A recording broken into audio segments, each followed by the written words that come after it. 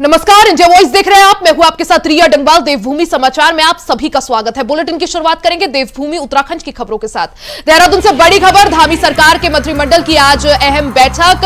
CM Pushkar Singh Dhami की अध्यक्षता में कैबिनेट बैठक होगी। इस दौरान मलिन बस्तियों को बचाने का कैबिनेट में प्रस्ताव आ सकता है। जी हां, 2021 में लिए गए अध्यादेश की लिमिट आज खत्म हो रही है। सरकार अध्यादेश को 3 साल बढ़ाने का फैसला ला सकती है। कैबिनेट बैठक में दिवाली बोनस डीए का भी मुद्दा उठाया जा सकता है। सरफेस वाटर पॉलिसी का भी मुद्दा बैठक में शामिल हो सकता है। साथ ही यूसीसी की नियमावली पर भी मुहर लग सकती है। तो ये बड़ी खबर आप सभी को बता दें, जहां देहरादून सचिवालय में कैबिनेट की बैठक चल रही है। इस दौरान मुख्यमंत्री पुष्कर सिंह धामी कैबिनेट बैठक की अध्यक्षता कर रहे हैं। वहीं दूसरी तरफ आज की बैठक में कई अहम प्रस्ताव सामने आ सकते हैं। मलिन बस्तियों को बचाने का कैबिनेट में प्रस्ताव आ सकता है। साथ ही दूसरी तरफ बात करें, 2021 में लिए गए अध्यादेश की लिमिट जो है वो आज खत्म हो रही है।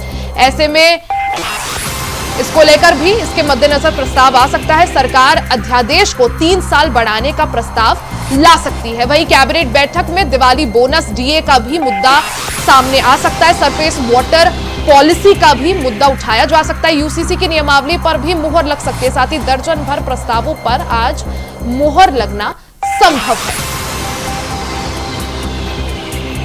तो राजधानी देहरादून के सचिवालय में सीएम पुष्कर सिंह धामी की अध्यक्षता में कैबिनेट की बैठक चल रही है। धामी मंत्रिमंडल की अहम बैठक चल रही है। इस दौरान कई प्रस्तावों पर मुहर लग सकती है। कई प्रस्ताव सामने रखे जा सकते हैं।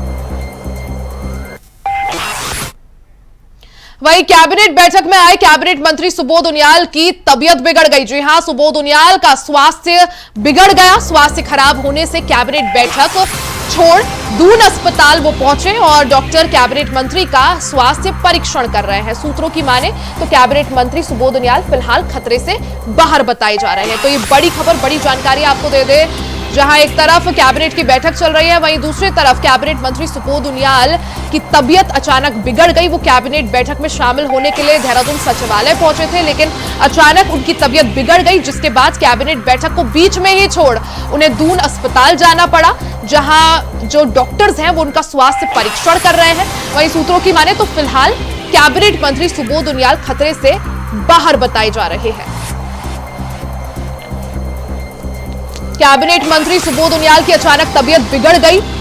कैबिनेट बैठक में शामिल होने के लिए वो देहरादून सचिवालय पहुंचे थे, लेकिन तभी उनकी अचानक तबीयत बिगड़ गई, जिसके बाद उन्हें सीधा देहरादून अस्पताल ले जाया गया, जहां फिलहाल जो डॉक्टर्स हैं वो उनका स्वास्थ्य परीक्षण कर रहे हैं। वहीं सूत्रों की माने तो फिलहाल कैबिनेट मंत्री सुबोध उनियाल खतरे से बाहर है। वहीं दूसरी तरफ धामी सरकार की आज महत्वपूर्ण कैबिनेट बैठक। कई सारे प्रस्तावों पर आज कैबिनेट बैठक में मुहर लग सकती है। कई सारे प्रस्ताव को आज कैबिनेट के सामने रखा जाएगा। मुख्यमंत्री पुष्कर सिंह धामी बैठक की अध्यक्षता कर रहे हैं। वहीं कैबिनेट बैठक में शामिल होने पहुंचे कैबिनेट मंत्री सुबोध उनियाल की अचानक तबीयत बिगड़ गई, जिसके बाद कैबिनेट बैठक को बीच में ही छोड़ उन्हें देहरादून अस्पताल जाना पड़ा, जहां डॉक्टर फिलहाल उनका स्वास्थ्य परीक्षण कर रहे हैं। सूत्रों की माने तो फिलहाल कैबिनेट मंत्री सुबोध उनियाल खतरे से बाहर बताए जा रहे हैं।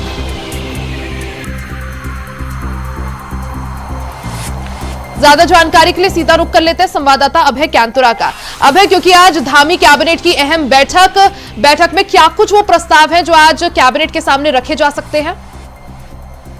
जी बिल्कुल, मुख्यमंत्री पुष्कर सिंह धामी की अध्यक्षता में कैबिनेट बैठक इस समय शुरू हो चुकी है। सचिवालय में बैठक चल रही है और ये कह सकते हैं कि इस कैबिनेट बैठक में अभी सतपाल नारायण जो कैबिनेट मंत्री और रेखा आर्य जो कैबिनेट मंत्री वो नहीं पहुंचे, बाकी सभी मंत्री इस कैबिनेट बैठक में मौजूद है। और आज बैठक इसलिए भी महत्वपूर्ण है क्योंकि सरकार की तरफ से आज इस कैबिनेट बैठक में मलिन बस्तियों को जो बचाने वाला जो अध्यादेश है उसको लेकर अहम निर्णय यहाँ पर लिया जा सकता है। यानी सरकार की तरफ से मलिन बस्तियों को बचाने वाला जो अध्यादेश है उसको आगे बढ़ाने का काम यहाँ पर किया जा सकता है। उसको लेकर शहरी विकास विभाग का जो प्रस्ताव होगा उसको यहाँ पर कैबिनेट की तरफ से मंजूरी यहाँ पर दी जा सकती है। साथ ही लगभग 1.5 दर्जन से ज़्यादा कैबिनेट में प्रस्ताव यहाँ पर आज के इस कैबिनेट बैठक में यहाँ पर आएंगे, जिन पर सरकार की तरफ से निर्णय लिया जा सकता है। राज्य कर्मचारियों के लिए सौगात के रूप में भी इसे देखा जा सकता है, क्योंकि राज्य कर्मचारियों को जो डीए और जो दूसरा जो भत्ते का जो यहाँ पर भुगतान होना है उसको यहाँ पर सरकार की तरफ से देने का काम यहाँ पर किया जा सकता है। और लगातार कोशिश यही है राज्य सरकार की कि राज्य के जो कर्मचारी हैं उनको खुश करने का काम यहाँ पर किया जा सके, ताकि वो पूर्ण रूप से समर्पित होकर विकास की योजनाओं को धरातल पर उतारने के लिए अपना सहयोग दे सके और उत्तराखंड राज्य को विकास के पथ पर आगे बढ़ाने में अपनी अग्रणी भूमिका निभा सके। आज की कैबिनेट बैठक इसलिए भी महत्वपूर्ण है क्योंकि राज्य सरकार की तरफ से जो यूसीसी कानून को लाने का काम यहाँ पर किया जा रहा है उसकी नियमावली को भी आज कैबिनेट की तरफ से मंजूरी यहाँ पर दी जा सकती है। साथ ही ये कह सकते हैं कि जो अन्य विभाग हैं, चाहे उसमें सेवा नियमावली में संशोधन हो या फिर दूसरे विभागों में पद सृजन के कार्यों, उनको भी कैबिनेट की तरफ से आज मंजूरी यहाँ पर दी जा सकती है। तो उत्तराखंड राज्य के लिए ये कैबिनेट बैठक कई मायनों में अहम है और इस कैबिनेट बैठक पर सभी की निगाहें यहाँ पर टिकी हुई है। जी बिल्कुल अब है, क्योंकि पहले ही सीएम पुष्कर सिंह धामी जो है संभावना जता चुके हैं, संकेत दिया था उन्होंने कि उत्तराखंड के स्थापना दिवस से पहले यूसीसी की दिशा में बड़ा कदम उठाया जाएगा। तो उस लिहाज से भी कैबिनेट बैठक कितनी महत्वपूर्ण। साथ ही आपने मलिन बस्तियों की बात की, क्योंकि उसकी जो समावधि थी वो खत्म हो रही है। अगर एक्सटेंशन मिलता है, अगर उसे बढ़ाया जाता है तो कितने साल उसे बढ़ाया जाएगा, उसको लेकर क्या कुछ जानकारी? जी बिल्कुल, ये कह सकते हैं कि मलिन बस्तियों का मुद्दा काफी गर्म है और इस समय जिस प्रकार से विपक्षी दल इस विषय को लेकर सत्ता पक्ष पर घेराबंदी करने का काम यहाँ पर कर रहे हैं, तो सीधे तौर पर समझा जा सकता है कि सरकार की चिंता भी इस विषय पर उचित हम लग रही थी और सरकार जिस दिशा में आगे बढ़ रही थी उसमें आज ये कह सकते हैं कि मलिन बस्तियों को बचाने वाला जो अध्यादेश है उसको बढ़ाने का काम यहाँ पर किया जा सकता है। यानी अगर उसको सरकार की तरफ से आगे बढ़ाया जाता है तो अगले 3 सालों के लिए इस अध्यादेश को लाने का काम सरकार की तरफ से किया जाएगा। यानी सरकार के पास पर्याप्त समय रहेगा कि मलिन बस्तियों के नियमितीकरण को लेकर जो कार्रवाई की जानी चाहिए थी, जो चीज़ें यहाँ पर अभी तक जिस दिशा में सरकार आगे बढ़ रही है, चाहे वो लैंड यूज की बात करें या फिर मलिन बस्तियों के नियमितीकरण में जो कानूनी जो दिक्कतें आ रही थी, जो तकनीकी जो पेच आ रहे थे, उनको दूर करने के लिए जो समय चाहिए था वो इन 3 सालों के भीतर पूरा यहाँ पर हो सकता है। तो ये समझा जा सकता है कि आज मलिन बस्तियों को बचाने वाला जो अध्यादेश है उस अध्यादेश को एक्सटेंशन करने का काम सरकार की तरफ से किया जाएगा और आगामी 3 सालों के लिए इसे और आगे बढ़ाने का काम यहाँ पर किया जाएगा। सरकार के लिए इसे ये कह सकते हैं कि चिंता इसलिए क्योंकि इन मलिन बस्तियों में सरकार की तरफ से लाखों करोड़ों के काम अब तक यहाँ पर हो चुके हैं।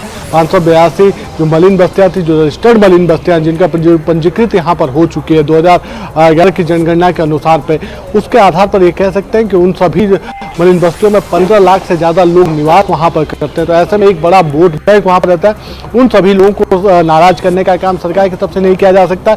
इसलिए आज सबसे बड़ी सौगात मलिन बस्तियों को अध्यादेश बचाने के रूप में आज कैबिनेट बैठक में क्या कुछ प्रस्तावों पर मुहर लगती है? मलिन बस्तियों को लेकर जो अध्यादेश है क्या उसको एक्सटेंड किया जाता है? साथ ही यूसीसी को लेकर क्या कुछ सामने आता है, उस पर सभी की निगाहें रहेंगी। यही वजह की कैबिनेट बैठक जो है काफी ज्यादा महत्वपूर्ण।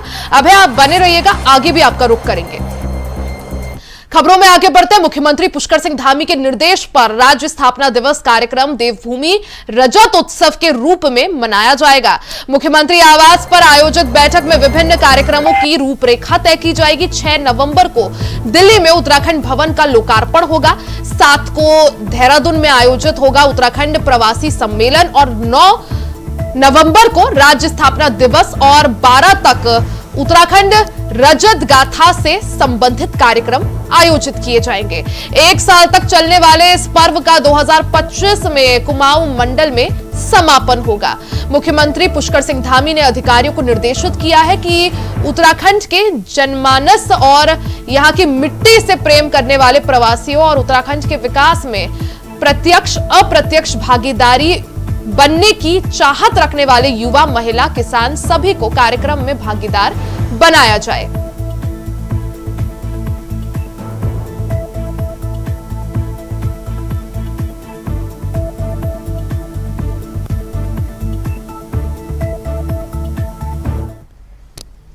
वही खबरों में आगे बढ़ते बाद देहरादून से बड़ी खबर की कर लेते हैं, जहां केदारनाथ उपचुनाव पर बड़ी अपडेट। बीजेपी ने अपने स्टार प्रचारकों की लिस्ट जारी कर दी है। स्टार प्रचारकों की लिस्ट में 40 नाम शामिल हैं। केंद्रीय नेतृत्व ने यह लिस्ट जारी की है, जिसमें केदारनाथ उपचुनाव को फतेह करने के लिए स्टार प्रचारकों के नाम जारी कर दिए। इसमें 40 स्टार प्रचारकों को शामिल किया गया है।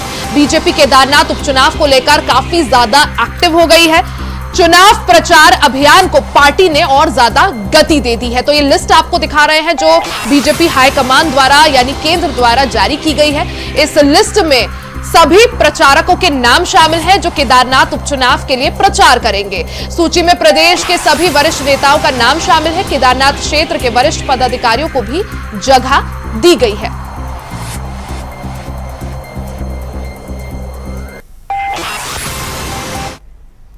वहीं केदारनाथ उपचुनाव के लिए जहां भारतीय जनता पार्टी या कांग्रेस तैयारी कर रही है, तो वहीं कांग्रेस पार्टी में पार्टी के वरिष्ठ नेता अब दो गुटों में बंटते हुए नजर आ रहे हैं।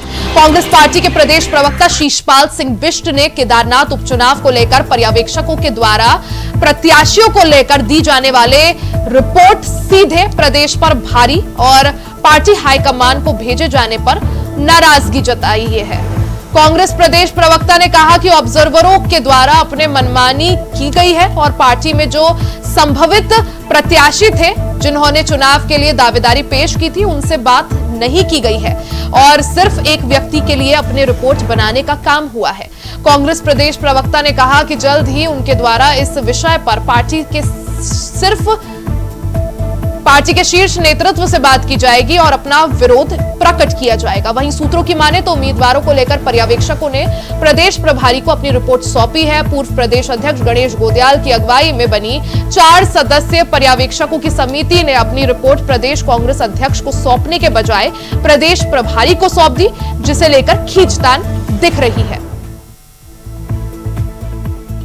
जो है कि प्रत्याशी चयन की एक प्रक्रिया रही है और अगर उस प्रक्रिया के तहत पर्यवेक्षकों ने अपनी रिपोर्ट प्रदेश कांग्रेस कमेटी को न सौंप करके सीधे केंद्रीय नेतृत्व को भेज दी है, तो इस पर जो है जो अन्य दावेदार हैं उनको ऐतराज है और निश्चित तौर पर जो अन्य दावेदार हैं उनको भी विश्वास में लिया जाना चाहिए था। अगर उनको विश्वास में नहीं लिया गया है और सीधे मनमाने तरीके से प्रत्याशी थोपने का प्रयास हो रहा है तो उसका विरोध होगा और अगर ऐसा होगा तो निश्चित तौर पर हम केंद्रीय नेतृत्व तक जाकर के अपना विरोध दर्ज कराएंगे। नहीं, जिस तरीके से प्रत्याशी चयन को लेकर के मनमाना रवैया अपनाया जा रहा था, पर्यवेक्षक मनमाने तरीके से अपनी रिपोर्ट दे रहे थे, उस आशंका से पहले ही मैंने प्रदेश के सह प्रभारी को अवगत करा दिया था और मैंने कहा था इसमें पारदर्शिता बरती जानी चाहिए थी और जो भी वहां पर दावेदार है उनको विश्वास में लिया जाना चाहिए था। लेकिन बताया जा रहा है, जैसे समाचार पत्रों में छपा है, कि रिपोर्ट सीधे केंद्रीय नेतृत्व को भेज दी गई है और मनमाने तरीके से प्रत्याशी थोपने का प्रयास हो रहा है। निश्चित तौर पर ये गलत। तो सीधा रुख कर लेते हैं संवाददाता अभय कैंतुरा का। अभय, हालांकि उत्तराखंड में हमेशा ही कांग्रेस जो है गुटबाजी का शिकार रही है, लेकिन एक बार फिर से उपचुनाव सर पर है केदारनाथ के। इससे पहले हालांकि बद्रीनाथ और मंगलौर में कांग्रेस एकजुट नजर आई थी। क्या माना जाए, एक बार फिर से केदारनाथ उपचुनाव से पहले कांग्रेस 2 गुटों में बंटती हुई नजर आ रही है? जी बिल्कुल, इसे ये कह सकते हैं कि कांग्रेस के सामने एक बार फिर अपनी गुटबाजी को समाप्त करने का सबसे बड़ा मुद्दा यहाँ पर खड़ा हो चुका है। कांग्रेस के लिए चिंता का विषय यही है कि जो गुटों में कांग्रेस पार्टी बंट रही है उसको कैसे यहाँ पर समाप्त किया जाए, कैसे नेताओं की एकजुटता वापस यहाँ पर लाई जाए।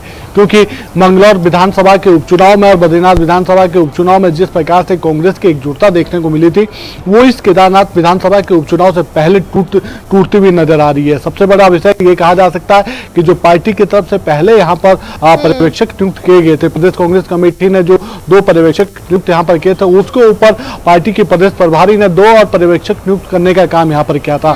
पार्टी के कार्यकर्ता फिर भी इन सब चीजों को बर्दाश्त करते नजर आ रहे थे और ये कहते नजर आते कि जो पार्टी में हर कार्यकर्ता इस समय ऊर्जावान है, उत्साहित है और केदारनाथ विधानसभा के चुनाव को जीतने का काम यहाँ पर करेगा। लेकिन उसके बाद जिस प्रकार से पर्यवेक्षकों ने दावेदारों का फीडबैक लेने के बाद उस रिपोर्ट को सीधे हाईकमान को भेजने का काम यहाँ पर किया है, उससे इस बार कांग्रेस के कार्यकर्ता, प्रदेश स्तर के जो पदाधिकारी है वो खासे नाराज यहाँ पर नजर आ रहे हैं। कांग्रेस पार्टी में नाराजगी की वजह भी यही है कि जो गुटबाजी यहाँ पर अलग अलग गुटों में बंट रही है वो सीधे तौर पर पार्टी के हाईकमान के लिए चिंता का विषय यहाँ पर बन सकती है। क्योंकि केदारनाथ विधानसभा उपचुनाव से पहले जिस प्रकार से यहाँ पर ये गुटबाजी खुलकर सामने आई है वो बड़ा चिंता का विषय है। ऐसे में कांग्रेस के जो चुनावी जो तैयारियां, उन चुनावी तैयारियों को बड़ा झटका यहाँ पर लग सकता है। जी हालांकि अभय, क्योंकि केदारनाथ उपचुनाव पर सभी की नजरें हैं। कई तरह के नारे जो है कांग्रेस ने दिए थे कि पहले अयोध्या और अब जो है केदारनाथ को लेकर प्रतिष्ठा पद यात्रा भी कांग्रेस द्वारा निकाली गई थी, सोने की चोरी के आरोप लगाए गए थे। तो ऐसे में केदारनाथ काफी ज्यादा महत्वपूर्ण हो जाता है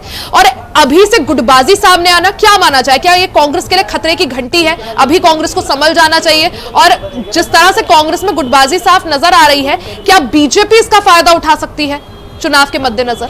दीपिका, ये कह सकते हैं कि बीजेपी के लिए तो एक और केदारनाथ विधानसभा का उपचुनाव का रास्ता आसान होता हुआ नजर आ रहा है, क्योंकि जिस प्रकार से कांग्रेस पार्टी गुटों में बंटी हुई नजर आ रही है, इस समय कह सकते हैं कि जो प्रदेश नेतृत्व वो अलग है और हाईकमान वाला जो नेतृत्व है वो इस समय अलग थलग यहाँ पर नजर आ रहा है। इसके बीच में कह सकते हैं कि जिस प्रकार से पर्यवेक्षक यहाँ पर नियुक्त किए गए थे वो भी अलग अलग गुटों में बंटे हुए से यहाँ पर नजर आ रहे हैं। और ये कह सकते हैं कि कांग्रेस पार्टी के लिए चिंता इसलिए भी ज्यादा बढ़ी हुई है क्योंकि उपचुनाव से पहले जिस प्रकार से ये गुटबाजी खुलकर बाहर आ रही है, तो ऐसे में कांग्रेस पार्टी का जो कार्यकर्ता है वो भी हतोत्साहित नजर आ रहा है और को बीजेपी के लिए बैठे बिठाए एक और चुनाव जीतने का मौका यहाँ पर बनता हुआ नजर आ रहा है।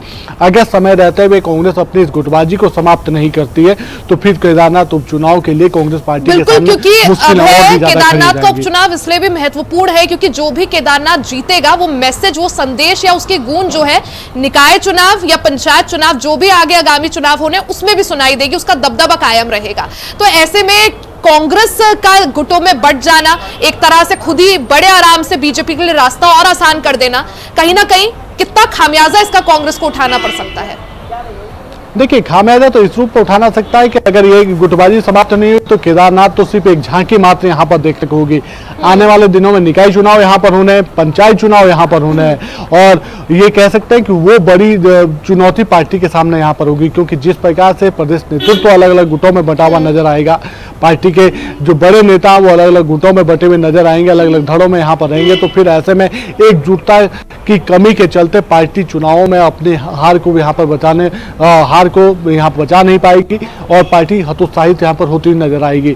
सबसे बड़ा विषय इसलिए भी यहाँ पर खड़ा होता है क्योंकि केदारनाथ चुनाव में जो पार्टी जीत का दावा कर रही थी उसमें सीधे तौर पर कह सकते हैं कि जो प्रभावशाली नेतृत्व इसमें कांग्रेस का यहाँ पर होना चाहिए था वो यहाँ पर बेअसर होता हुआ नजर आ रहा है। आपके पूर्व यानी चुनाव से पहले या चुनाव की तारीखों के ऐलान से पहले जितनी कॉन्फिडेंट केदारनाथ को लेकर कांग्रेस दिख रही थी, वक्त के साथ साथ जैसे जैसे तारीख और नजदीक आ रही है कांग्रेस में बिखराव जो है किसी से छिपा नहीं है। हालांकि कितना खामियाजा इसका कांग्रेस को उठाना पड़ सकता है और चुनाव से पहले क्या कांग्रेस अपनी बिखरी हुई पार्टी को समेट पाती है, यह देखना काफी महत्वपूर्ण होगा। अभय, बहुत बहुत शुक्रिया जानकारी के लिए।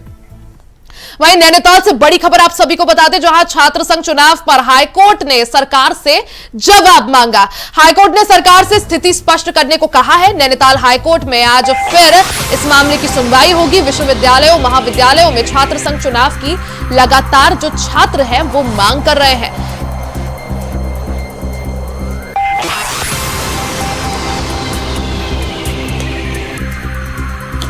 छात्र संघ चुनाव को लेकर अब कई तरह के सवाल उठते हुए नजर आ रहे हैं। हाईकोर्ट तक ये मामला पहुंचा। जब हाईकोर्ट ने मामले का संज्ञान लिया तो कोर्ट ने राज्य सरकार से आखिर क्यों चुनाव नहीं कराए गए अभी तक जवाब मांगा।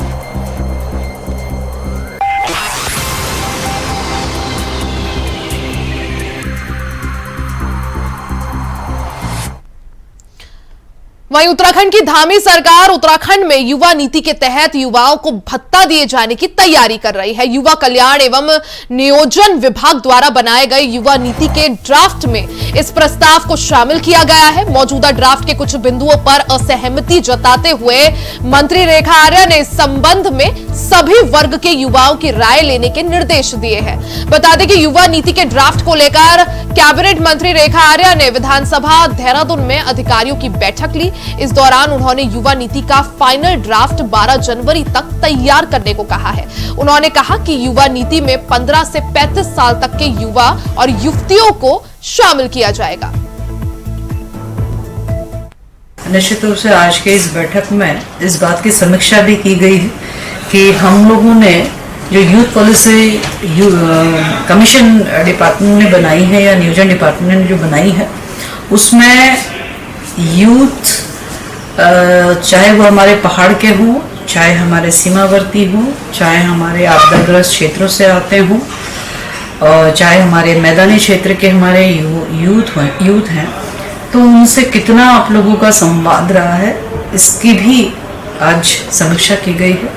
तो अभी भी मुझे ऐसा लगा कि हमारी जो यूथ पॉलिसी जो डिपार्टमेंट की ओर से और नियोजन विभाग की ओर से जो अभी ड्राफ्ट हुई है, उसमें भी बहुत सारी चीज़ें हैं जो कि अभी अध्ययन करने की आवश्यकता है, लोगों की, युवाओं की भावनाओं को जानने की आवश्यकता है, इसको स्पेसिफिक होने की आवश्यकता है, जिसको लेकर आज मैंने निर्देश दिए हैं। बहुत ज़रूरी है कि हमारा यूथ जो मेल के रूप में है, हमारा यूथ जो फीमेल के रूप में है, हमारा यूथ जो पहाड़ के यूथ मेल फीमेल के रूप में है, हमारा यूथ जो सीमावर्ती क्षेत्रों में मेल फीमेल के रूप में है, हमारा यूथ जो SC ST के रूप में है, हमारा यूथ जो ऐसा जो EWS के रूप में, OBC के रूप में हो, तो आखिरकार इन सब लोगों की क्या क्या हमको ऐसा लगता है कि उनकी आवश्यकता है, उनकी ज़रूरतें हैं, उनकी चुनौतियां हैं, उनकी क्या एस्पिरेशंस हैं, ये जानना बहुत आवश्यक है। और यदि हमने ये जाना नहीं तो स्वाभाविक रूप से जो हमारा ये नीति आज मेरे टेबल पर रखी गई है वो सार्थक नहीं है जब तक इनकी भावनाएं इसमें नहीं निकल के आती है। निश्चित रूप से यूथ पॉलिसी में जो कुछ भी ड्राफ्ट वर्तमान में मेरे टेबल किया गया है, उसमें उनके एम्प्लॉयमेंट से संदर्भित है और उनके हेल्थ से संदर्भित विषय है, लेकिन स्पेसिफिक नहीं है। यूथ का मतलब उन मेल फीमेल को एक जैसा ही देखते हुए एक यूथ के रूप में कंसिडर किया गया है, जो मुझे लगता है कि थोड़ा सा हमको स्पेसिफिक होने की आवश्यकता है। वहीं उत्तराखंड में पंचायत चुनाव को लेकर कांग्रेस प्रदेश अध्यक्ष करण माहरा ने कहा कि बीजेपी कह रही थी कि पंचायत चुनाव कराने के लिए हम तैयार हैं और हम भी ये उम्मीद लगा रहे थे कि जल्द ही कार्यकाल समाप्त होने के बाद पंचायत चुनाव कराया जाएगा, लेकिन बीजेपी के मुंह में खून लग चुका है। अब बीजेपी पंचायत में कार्यकारी SDM को प्रबंधक के तर्ज पर बैठाएगी, फिर उनके द्वारा रेवड़ियां बांटी जाएंगी। आपको बता दें कि प्रदेश में पंचायतों का कार्यकाल अगले महीने 27 नवंबर को खत्म हो रहा है, लेकिन इस साल चुनाव नहीं होंगे। वहीं पंचायतों का कार्यकाल भी नहीं बढ़ेगा। मुख्यमंत्री पुष्कर सिंह धामी ने त्रिस्तरीय पंचायतों के चुनाव को लेकर शासन से 20 अक्टूबर तक रिपोर्ट मांगी थी। पंचायत निदेशालय की ओर से शासन को रिपोर्ट भेज दी गई है। देखिए, बीजेपी पहले तो करी थी हम तैयार बैठे हैं और हम उम्मीद भी कर रहे थे कि पंचायत चुनाव जल्दी से जल्दी हुए कार्यकाल समाप्त होने के बाद होंगे, लेकिन बीजेपी के मुंह में खून लग चुका है। वो प्रभार ये जो कार्यकारी जो SDMs इत्यादि को वहां बैठाते हैं प्रबंधक के तौर पे और उनके द्वारा रेवड़ियां बांटी जाती हैं, उसकी चार्ट लगी है बीजेपी की सरकार और बीजेपी के कार्यकर्ताओं को। और हमको लगता भी था कि प्रशासक बैठा के ये उल्टे सुल्टे काम कराएंगे और अपने जो इनके कार्यकर्ताओं उनकी जेबें भरने का काम करेंगे। वहीं उत्तराखंड के सीमांत चमोली में एक नाबालिग लड़की के साथ यौन उत्पीड़न का मामला सामने आया है, जिसको लेकर दो समुदाय के लोगों में विवाद चल रहा है, जिसके तहत मुख्यमंत्री को भी ज्ञापन सौंपा गया है। साथ ही प्रशासन भी अलर्ट मोड पर है। ऐसे में AIMIM के अध्यक्ष असदुद्दीन ओवैसी ने ट्वीट किया कि मुसलमान को अछूत बना दिया गया है, जिसके तहत 15 मुसलमान व्यापारियों का बहिष्कार किया जा रहा है। चमोली में जो मुसलमान को रखेंगे उन पर भी जुर्माना लगेगा। ऐसे में बीजेपी सरकार यूनिफॉर्म सिविल कोड लागू करने की बात कह रही है, जहां पर धरातल पर विपरीत मंजर देखने को मिल रहा है।